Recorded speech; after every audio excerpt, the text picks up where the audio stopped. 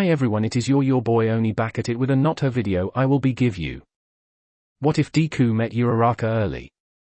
Thank you to by TechWarrior of the good fanfic. And can we get 100 likes on this video, boys? Come one, and all videos are playlisted down below, and let's start it.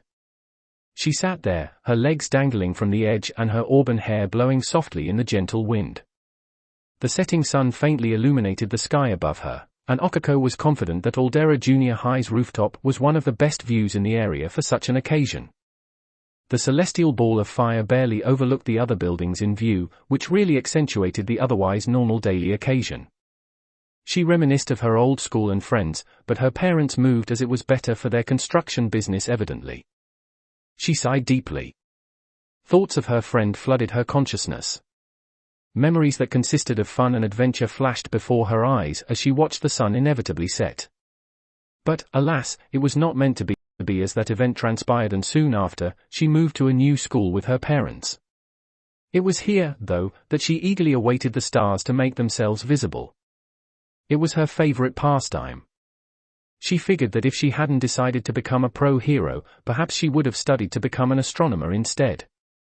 She still resolved to find a better area in regards to light pollution, though, for the time being, this was more than okay. She would have loved this place. Ochaku said aloud. Her mind drifted to her friend once again, and her face fell. Ochaku and her were close, but unbeknownst to Ochaku, she suffered extensive bullying, and eventually took her own life, jumping off of the school rooftop. She nearly gagged at the thought. Ever since her death, Ochaku resolved that as part of her being a hero, she would put an end to bullying. At least, as much as she possibly could. Her fists clenched. No one should ever have to go through it, she reasoned. The tragedy of her friend shook her to her core when she heard the news. It was then she likened bullies to in reality be villains. A gust of wind blew, and Ochaku was forced to brush her hair back. The sun was only going to be visible for a couple more moments, all of which she absorbed as she thought on and on. She fondly clutched the necklace that she wore on her neck. A purple sphere with countless bright spots representing the many stars in the universe, with a silver shooting star that swirled around until it gradually settled into the middle of the stone.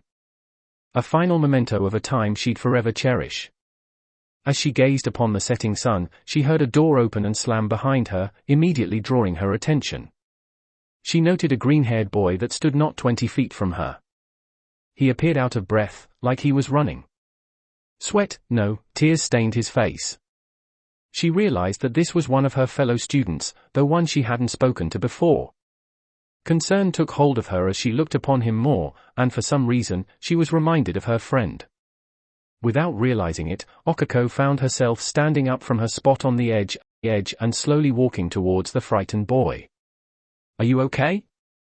She asked slowly, stopping her movements about 10 feet from him. The boy clutched his arms, hugging himself tightly as he turned his head away from her. He started, but never finished. Pain somehow oozed out of his voice despite him hardly uttering a word. Ochaku gulped, dread filling her gut. Her instincts were screaming at her to do something, but her mind drew a blank. This boy in front of her was in a state of incredible distress, that much was obvious. She didn't want to jump to conclusions, but she had a feeling she knew exactly what he came up here this late at night to do. It's okay, you know. She found herself saying. I don't know what's wrong, but I'm sure that it's okay, that it'll work out, she pleaded. Ochaku hoped her words reached him, but that remained to be seen. The boy shook his head again, a couple stray tears being flung to the side. I can't. It won't. I'm sorry. He finally half-shouted before running to the side, to the edge of the rooftop. Ochaku's eyes widened before she screamed, no. She thought of her friend for a moment, and realized she was sprinting. It wasn't a huge distance to sprint by any means, some people could probably jump it in a single bound, but she went as fast as she possibly could. He was only a few feet away from the edge when Ochaku tackled him, knocking him down onto the hard surface. Her heart was racing 1,000 miles an hour, she realized, but she had done it. He was secured. As she pinned him down, she regained her posture, sitting up as the boy underneath her wailed. Her heart ached, and she wondered what could have caused him such pain. He struggled pathetically, his strength seemingly gone entirely. Finally, the green-haired boy went limp as the girl thought of what in the heck to say. As she scrunched her face in thought and concern, he spoke. "Please let me go." Ochako's heart broke once again hearing him plead like that, but she didn't release the grip she had on him. She realized that if someone else saw them right now they may get the wrong idea since she was on top of him and holding him down. She breathed, trying to collect herself.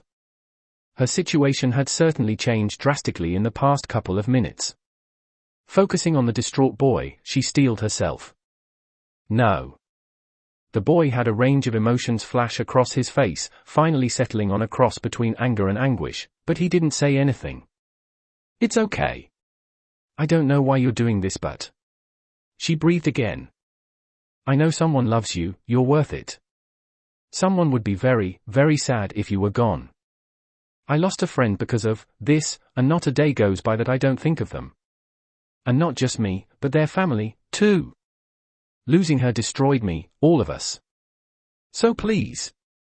She saw that his gaze softened, but his crying remained just as intense as it was before. "Whatever is wrong, I'm sure you can get through it, but if you do this, there's no take-backs." She unknowingly got louder and louder as moisture pooled in her own auburn eyes. "This is a permanent solution to a temporary problem." She grabbed the collar of his shirt with both of her hands and she proceeded to yell at him, her emotions pouring out of control as her own tears fell onto his own shocked expression. "If you do this, you're gone forever." She let go of his shirt and pulled away, however, she remained on top of him. She proceeded to wipe her eyes, doing her best to control her emotions and failing miserably. Seeing the stunned face of the boy under him, she closed her eyes and took a deep, calming breath before opening them again. Ochako was surprised, though she admitted that maybe she didn't know what to expect. She saw anger, and perhaps resentment. "This isn't a temporary problem," he said slowly, gritting his teeth together. Confusion spread across her expression. "What's the problem then?" He shifted uncomfortably, and she realized that this was due to their position, but she was unwilling to relent just yet. His face scrunched up in agony yet again before he spoke. "I'm quirkless." "Oh." Her heart went out to him at that moment. She realized that must be incredibly difficult in today's age where nearly everyone has a quirk.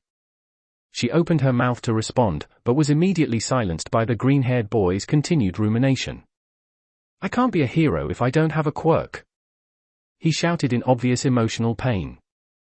She turned his head to the side, hiding his eyes from the girl. "Kaken said that if I jump off..." Her eyes narrowed viciously. "Maybe I could get reborn in the next life with a QQ quirk." He stuttered badly, but she understood. This poor, innocent boy was being bullied. Bullied because he didn't have a quirk. Bullied over something he had no control over. And said bullying drove him to try and take his own life. A deep-seated rage rose within her. In a move totally uncharacteristic of her, she screamed. "Fuck them. Fuck bullies, and fuck anything they have to say." She rose up from the boy whose name she still didn't know and continued to yell angrily. "They're monsters. They're villains and they get away with murder. I hate them. I hate them so much." She stood by the edge, with the boy getting up to a sitting position as he watched her in awe. She turned around, focusing her auburn eyes at his green. "Please. Don't let them win." She dove back at him, stopping just in front of him as he sat down, and she proceeded to beg him on her knees. I had a friend kill herself because of bullying," she said solemnly. "It's okay. It's okay." She wiped her eyes dry again. "I'm trying to be a hero too, you know? Maybe we can both become heroes," she said slowly, her emotions spiraling out of control. Izuku sat there with an absolutely shocked expression. She was becoming more emotional than he seemed to be. He shook his head sadly though, lips trembling. "I can't be a hero without a quirk." Ochako clutched her necklace close to her chest, thinking of her friend. Then she raised her head back up and stared into his eyes, not caring if she made the boy uncomfortable with her intensity. Tears flowed and spilled over, wetting the boy's shirt. "UASNS. I think you can be a hero." She said it with conviction, staring into his eyes. Almost like she really believed that. Like she really believed in him. Just some student he didn't know, believing that he can be a hero. Without a quirk. His eyes widened more than before and he felt so vulnerable at that moment. Why you do?" he asked, panicked. A feeling he had forgotten rushed within him, hope. He was so hopeful that someone believed in him. It almost seemed like a light he hadn't been able to see. Even his own mother didn't believe in him. "You really do?" he asked again, more desperate than before. She smiled happily, despite her tears. "Yeah, I think you can be a real hero someday." Her eyes stopped watering as much, her emotions seemingly being brought under control. He on the other hand was a different story. He started crying again, but out of joy. She closed the distance again and enveloped him in a warm hug, which he didn't contest. He trembled in her arms, but he definitely wasn't going anywhere. Thank you, thank you. He kept saying as he hugged her back. She simply smiled and let him express his intense emotions. Eventually, after a couple of moments, they separated and Okako looked up at the stars, finally visible to the naked eye. Night was upon them and she would soon have to head home, but she looked back at him and he shyly returned the look. She took in a calming breath before continuing. "My name is Okako Uaraka, what's yours?" she asked in a friendly manner, despite both of them looking like a mess. Izuku immediately became quite shy, realizing he hadn't even introduced himself yet in the chaos of what had recently transpired. "I'm Izuku Midoriya," he gulped. "It's nice to meet you," he said happily, yet also nervously. She laughed, and he wondered if he had done anything wrong. "It's nice to meet you too, Izuku." She looked up at the stars longingly for a moment. "Hey, Izuku?" she asked while bringing her gaze back to focus on him. "Yeah?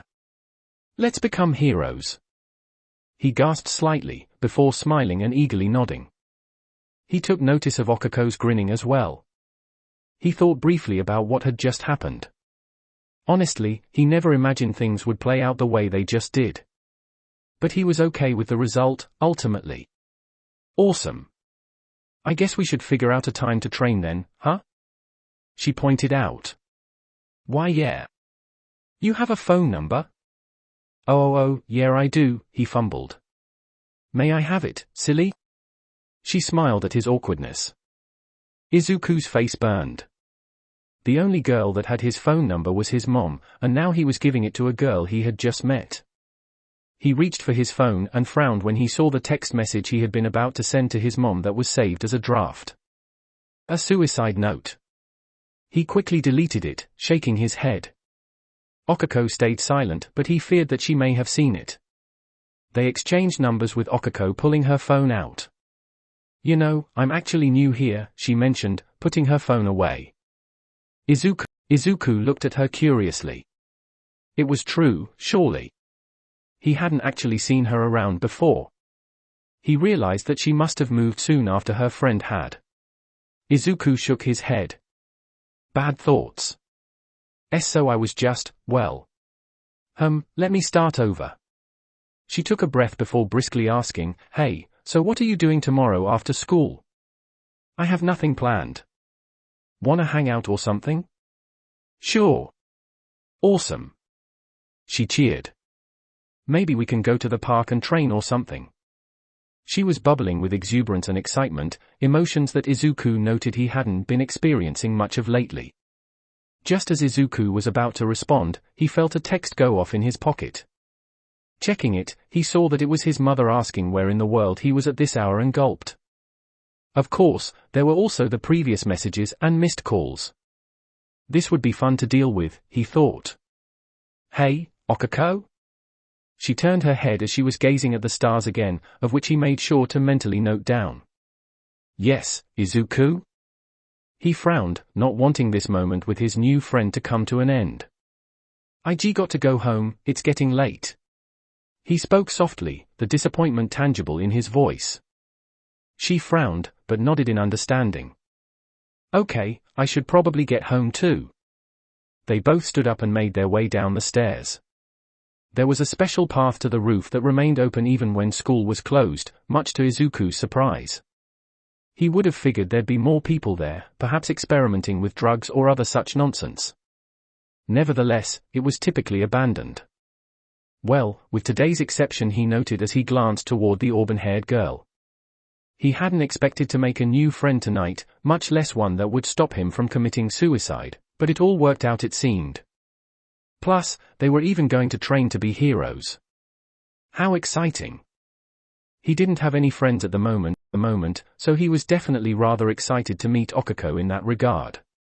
Finally, on the sidewalk by the school exit, Okako turned to Izuku and asked, "So which way were you going?" Izuku blushed and pointed left, eliciting a smile from the girl. "I'm going that way too." Izuku smiled, happy to have a little more time with his new friend. They continued on, and as they walked they asked each other about the classes they had. Sadly, they didn't share any, probably due to her joining halfway through the year. Izuku was curious about her old school, and she spoke highly of it, but mentioned how they had left due to her family's business being better in this area. They also learned they lived only a few blocks from each other. Izuku was becoming more and more comfortable. Once he opened up, he kept asking question after question, which Okako seemed happy to answer. Having been a while since he was able to talk like he was, he didn't want this moment to end. Eventually arriving at Okako's house, they stopped. "This is my house, it's not the best but dash. I think it's quite nice, actually," he interrupted, causing Okako to smile awkwardly. She did mention that part of the reason for her moving here was due to her family's financial situation, but in the end, Izuku sympathized, having elaborated that it's just been him and his mom, so he understands how that can be. Though he didn't get into it, the child support his mother received usually meant they had plenty to spare. "Thank you. I'll see you tomorrow, Izuku," she said, starting to walk backwards toward the house and waving before turning around entirely. Izuku's heart clenched at the prospect of departure with his friend, but he resolved that he'd see her tomorrow. "See you, Okako," he said, waving back. Suddenly, though, a thought crossed his mind and he chased her a little bit to her house, trying to get her attention. Wait!" he half shouted. Okako stopped and turned around, curious. Izuku realized what he was doing and blushed madly, thinking perhaps this to be a horrible idea, but he already put himself in this situation, so he may as well follow through with it. "And maybe we could meet up here and walk to school tomorrow?" he said impossibly quickly. "There." He said it. He saw the gears turning in Okako's head, translating what Izuku told her, taking a moment, presumably due to the speed at which it was said. He worried he may have done something wrong, but his worries were dispelled when he saw her smile and reply. "Okay. I'll be outside at 7:20. Bye," she told him before waving and running inside. Izuku stood there, waving back at her, a smile stretching wide across his face. He eventually, after a moment or several, turned around and walked home. Entering his home, his mom greeted him at the door, worry and panic evident on her face. There, Izuku realized that Okako was right, someone did love him, his dear old mother. He could have never imagined the grief she would have had to endure if he disappeared. He gulped at the thought and shook his head. "Hi Mom, sorry I'm late," he said slowly. His mom fell to her knees and hugged him tightly, and he could see that she had been crying, which made Izuku realize the evidence of his own emotions had mostly disappeared, besides the top part of his shirt perhaps. Izuku stayed there, surprised, but in the end, accepted it. "Where have you been? You weren't answering my calls or texts. I was so worried about you. Are you okay? Are you hurt?" She rambled, customary to her personality, as well as his own. Izuku shook his head. "No Mom, I'm sorry." He thought back to Okako. "I was hanging out with a new friend and I accidentally had my phone turned off." A half-truth, similar to the ones he'd told her before regarding any bruises he may have or why he needed extra school uniforms. She hugged him again, more tightly, before backing up slightly. Izuku, if anything is bothering you please tell me. It was almost like she knew. Oh okay, he said quietly. He didn't want to bring up the immediate past, well, at least the bad parts. All right. Well, dinner is ready if you want some. Inko said, her voice evening out. Izuku tilted his head slightly. Okay. I wouldn't mind some food right now, I'm kind of hungry. He did indeed have an appetite, perhaps from the fact he was in a better mood, maybe. She smiled hearing that.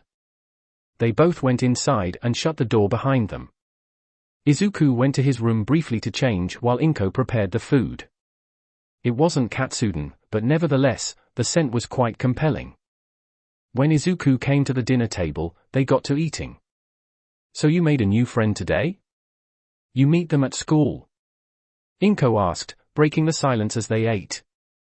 Izuku stopped for a moment as he thought about his reply. Yeah, her name is Okako Uaraka, she's really nice. That sounds like a pretty name. How'd you guys meet exactly? Izuku thought carefully about this one, as he got the feeling that she selflessly stopped me from killing myself, wasn't exactly the best thing to say to his dear old mother. We met on the rooftop of the school and we were looking at the stars and just started talking, I guess. They proceeded to talk about what he and this Okako girl discussed, and he kept it for the most part true. He revealed they sadly didn't have any classes together, but had plans on hanging out and such. He omitted the part about hero training, though, not wanting to worry his mom. Eventually they finished their meal and Izuku headed off for bed. Thank you for the food, Mom, he said, leaving the table. Good night, Izuku. Inko smiled, waving at him as she grabbed the dishes. He opened the door to his bedroom, turned the lights off, and plopped on the bed. He glanced over to one of his collector's edition All Might posters. He sighed and repeated the famed mantra. Plus ultra, ultra. He rolled over to grab his phone, and looked over various news articles, many related to heroism and such. Just as he was setting his alarms though, he got a text message from Okako and he wasn't oblivious to the rush it gave his heart. Hitting the notification, he read the message. It was awesome meeting you tonight, Izuku, see you tomorrow Tilda. Izuku noted that following the message was a smiley face. He smiled to himself and crafted his response. He made a couple different iterations, deleting them each time because he felt they were lacking or just weren't good enough to convey the feelings he had. Eventually, he formulated what he felt was the correct order of words.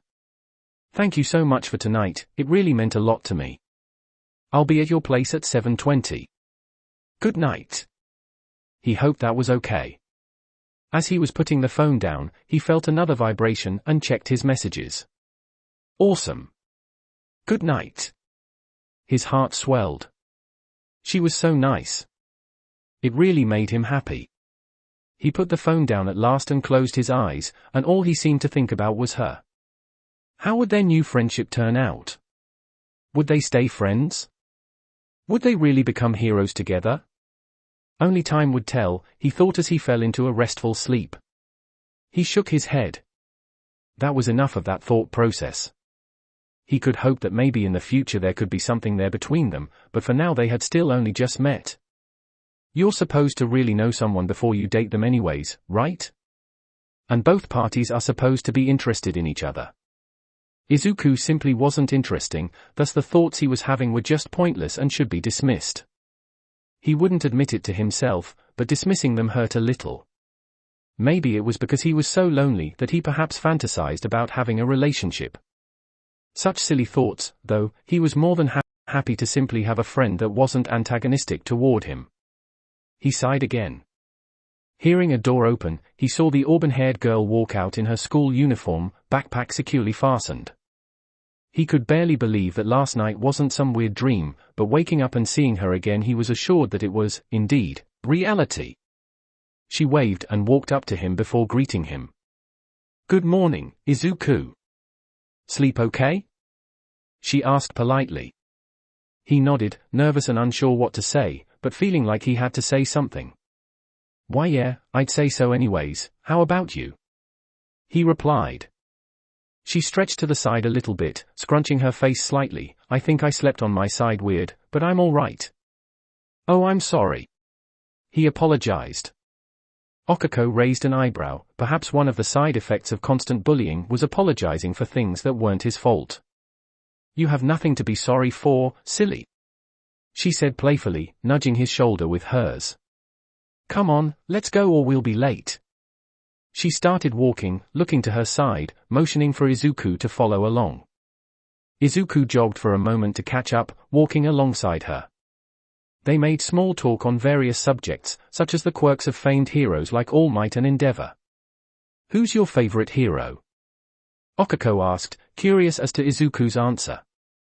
She got the impression that, despite his quirklessness, he was fascinated by quirks and the heroes behind them. She saw Izuku's eyes light up, and she thought it was the cutest thing ever. That's easy. All Might, he replied excitedly. He began rambling on and on about everything there was to know about All Might. She was a fan herself, but it was clear who was the number one fan. And then, during that very same chase, he even stopped to apprehend 2 other villains before resuming his pursuit of Okako. Okako was impressed. Izuku had been rambling for a solid 10 minutes straight. Even so, she hung on to every word, evidenced by her interactions within the conversation. And that was how All Might ended up catching, at the time, the most wanted villain in America. That's so neat. How did that affect his ranking at the time? She asked curiously. Oh, funny you should ask, because... And he continued, as she had faith he would. She felt that Izuku probably never got the opportunity to talk to someone like he currently was, and she was happy to give him that chance. Eventually, though, they both found themselves at the entrance of the school, and she realized she would have to interrupt Izuku, which made her a little sad. And that was the end of All Might's Silver Age as they called it. That's so interesting, Izuku. I feel like I learned more about All Might in this conversation than school ever taught me. She laughed. But looks like we got to go to class now. I'll see you during lunch, okay? The brown-eyed girl smiled at him. Izuku was saddened, but it was inevitable.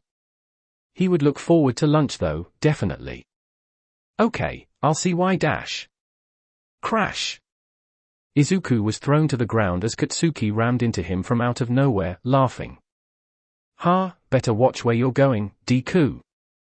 The blonde laughed triumphantly, seeing the green-haired loser fall to the ground and scrape his hand, stopping his fall. Hopefully that bleeds a little, he thought. His entourage of co-conspirators laughed at the scene. Izuku immediately recognized the voice, and as he was on his knees he instinctively apologized, and lifted his right hand up, which he noted had a cut on it now from falling onto the stone pathway leading into the school. SSOR-. Shut it, Izuku! Okako roared, much to his surprise. She had witnessed Bakugu's bullying firsthand, and she was absolutely enraged. That blonde bastard was the one who should be apologizing, she reasoned. She took a step forward and saw red as she grabbed Katsuki from behind and cocked her right fist back as he turned around. What the foo dash, the explosive quirk user screeched as he turned around, only to meet the brunette's fist directly to his face. It connected with a satisfying POW. Square in the nose. The blow was hard enough to make him stumble back and clutch his face, with drops of blood falling down onto the stone below. Izuku couldn't believe what he just saw. If he had to describe it, perhaps reality-changing was the best way to put it. Okako, the girl who had come to his rescue and saved his life the first time, the very next day, just stood up to his bully and, by the looks of it, just broke his nose. She totally got him, and Izuku stared on in utter amazement. The blonde took a moment to collect himself, his temper rising as he stood up. His gang stood back, shocked that their leader was taken down by a girl. You crazy bitch! You just broke my nose! He yelled, sauntering over to her menacingly, but she stood there, unfazed. Katsuki was entirely caught off guard. Okako stayed silent. She wanted nothing more to swing another punch at the villain, but she held herself back, thinking that this was the smartest course of action. Now that she attacked, if he were to go after her and use his quirk, of which Izuku had previously informed her of, He'd risk the ability to enroll in various hero courses as the use of a quirk in this manner was expressly forbidden. Okako, however, didn't use hers, and felt she had a decent excuse if she needed one. After all, she was defending Izuku from harm. Katsuki got right in Okako's face, but she didn't flinch. Izuku watched it all play out with a surreal fascination. She was holding her ground. She'd lose, though. He had to say something. He had to warn her. Ocha dash.